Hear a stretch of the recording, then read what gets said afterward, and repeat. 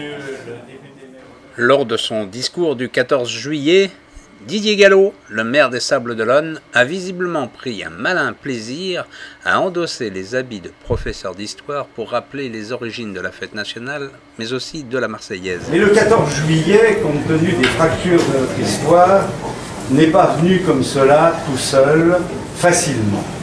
C'est une longue histoire qui remonte à la Révolution française, comme vous le savez, mais surtout la notion de fête nationale, car sous la monarchie, il y avait le sacre, et puis il n'y avait pas de fête nationale. La Révolution française a tout de suite célébré le 14 juillet à travers la fête de la Fédération, le 14 juillet 1790, et puis après tout s'est gâté. Il ne faut pas oublier que la Révolution française, quand on la regarde 2 siècles après, on dit bon, oui, il y a eu des guerres civiles, il y a eu des proscriptions, il y a eu quelques guillotinés, mais ce fut un traumatisme profond, un ordre quasi millénaire remplacé en quelques années, une dizaine d'années, par d'autres données. Et ces autres données, il va falloir les mettre en œuvre.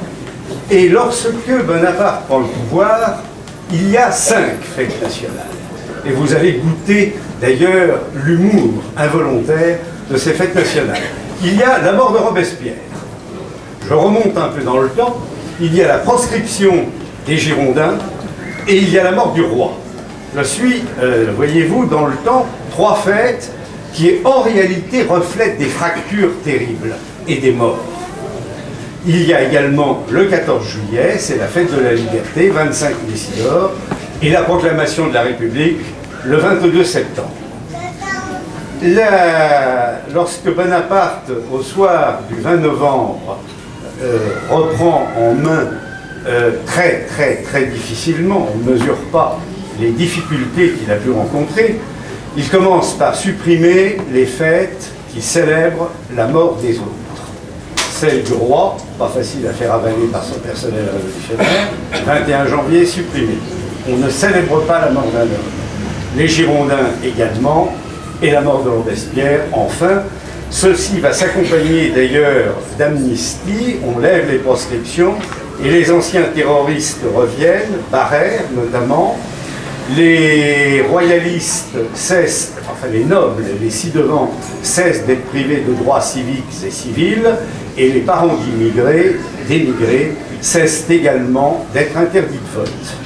Parallèlement, on rouvre les églises et la population peut à nouveau entendre les cloches. C'est le grand travail de réconciliation nationale qui est entreprise alors. C'est donc cette difficulté à créer un moment d'unanimité qui se reflète à travers ce moment très particulier du consulat.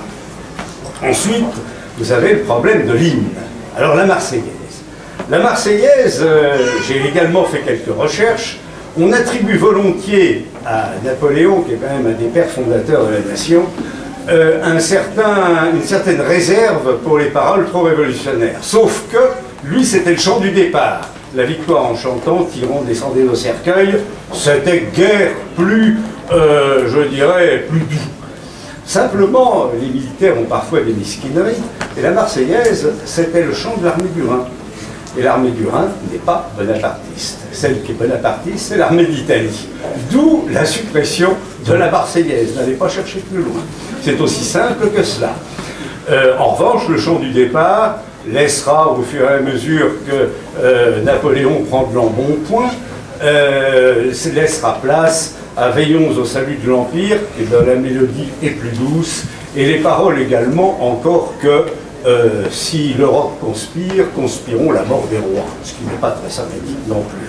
Mais c'est la fixation des principes de la Révolution française. Je vous rappelle la déclaration de 1800, la Révolution française est terminée, elle est fixée aux principes qui l'ont vu naître. Alors ensuite, nous allons à nouveau rencontrer des difficultés. Bien entendu, la monarchie, à la Restauration, supprime la Marseillaise, le drapeau tricolore, tout, et en 15 ans, réussit à se faire chasser par la Révolution des Trois Glorieuses à Paris.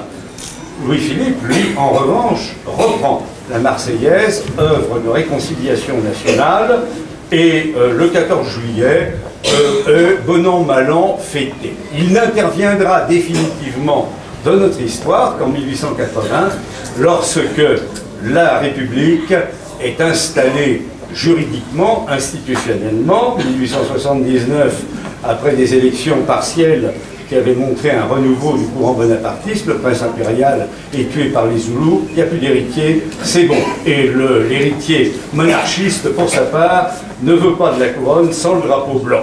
Donc la République s'installe.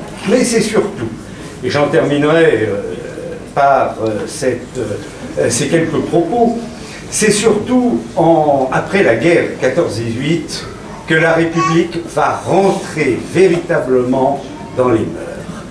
C'est dans les tranchées, dans le sang versé, que monarchistes, s'il en reste quelques bonapartistes, et républicains vont opérer la synthèse complète, et la Chambre Bleu Horizon est le reflet de cette acceptation des valeurs républicaines, des institutions républicaines, une république si forte qu'elle se permet d'autoriser la très vieille impératrice Eugénie à revenir à Paris.